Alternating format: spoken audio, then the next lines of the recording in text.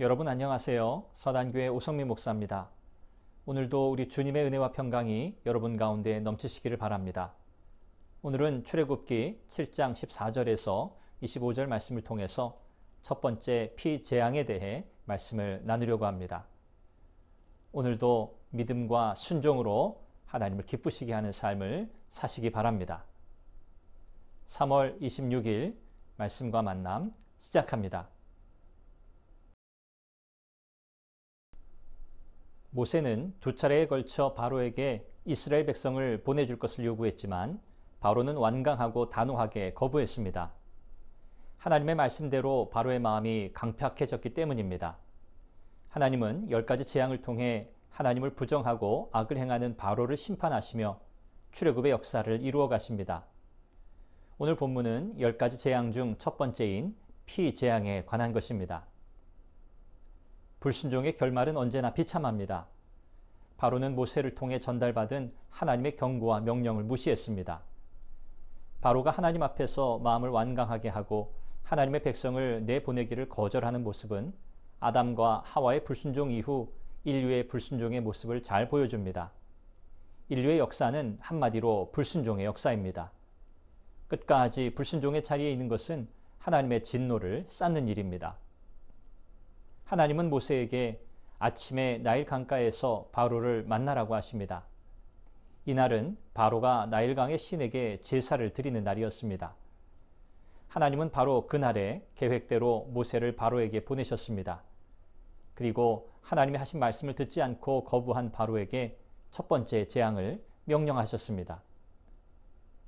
모세가 바로와 그의 신하 앞에서 지팡이로 강물을 치니 그 물이 피로 변했습니다. 하수의 고기들이 모두 죽고 온통 악취가 나서 도저히 마실 수 없는 죽음의 물로 변했습니다. 당시 나일강은 애굽 사람들에게는 최대 축복의 근원지로 숭배의 대상이었습니다.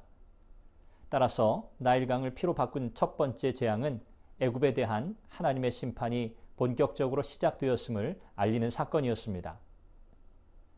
그러나 애굽의 술객들이 자기들의 요술로 물을 피로 만들자 바로는 마음이 더욱 완악해져서 첫 번째 재앙에 대해 전혀 개의치 않았습니다. 그러나 애굽의 술객들의 요술은 하나님의 능력에 의한 이적을 흉내낸 것에 불과했습니다. 만약 애굽의 술객들의 능력이 더 뛰어난 것이었으면 피로 변한 강물을 다시 물로 바꿀 수 있었을 것입니다. 강팍해진 바로는 나일 강변에서 곧바로 자신의 궁으로 되돌아갔습니다. 그가 자리를 떠날 수 있었던 것은 애굽의 술객들도 모세가 행했던 강물 등을 피로 만드는 이적을 행할 수 있었기 때문입니다. 세상이 주는 헛된 평안에 사람들은 눈과 귀가 어두워져 있습니다.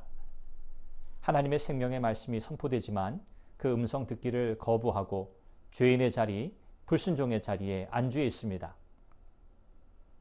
강물이 피로 변하자 애굽 사람들은 마실 물을 구할 수 없어서 고통을 당하기 시작했습니다.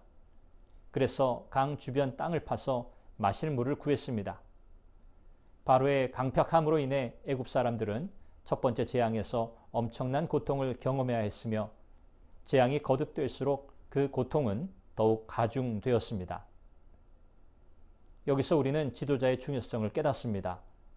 지도자의 잘못된 판단은 자기 혼자만이 아니라 많은 사람들에게 영향을 미칩니다. 따라서 지도자의 위치에 있는 사람들은 하나님의 뜻을 분별하는 데 더욱 힘써야 합니다. 남유다가 멸망하기까지 거짓 선지자들은 평안의 메시지를 전했습니다. 왕 또한 그러했습니다. 백성들은 듣기 좋은 소리에 귀를 기울였고 하나님께 돌아가라는 메시지를 외면했습니다. 인생에게 진정한 복과 은혜를 베푸시는 분은 하나님이십니다. 애굽 사람들이 섬기고 의지한 나일강은 창조주 하나님께서 애굽을 위해 베푸신 자연 곧 피조물에 불과할 뿐이었습니다. 하나님만을 주로 섬기는 우리는 가장 행복한 사람들입니다. 하나님의 통치는 억압과 고통이 아니라 복과 보호를 위한 것입니다. 하나님을 벗어나 자유로운 인생은 없습니다.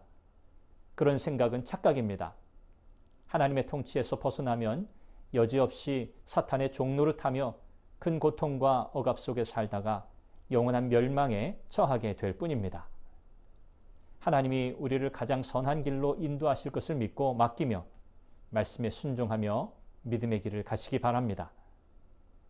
여러분을 축복합니다.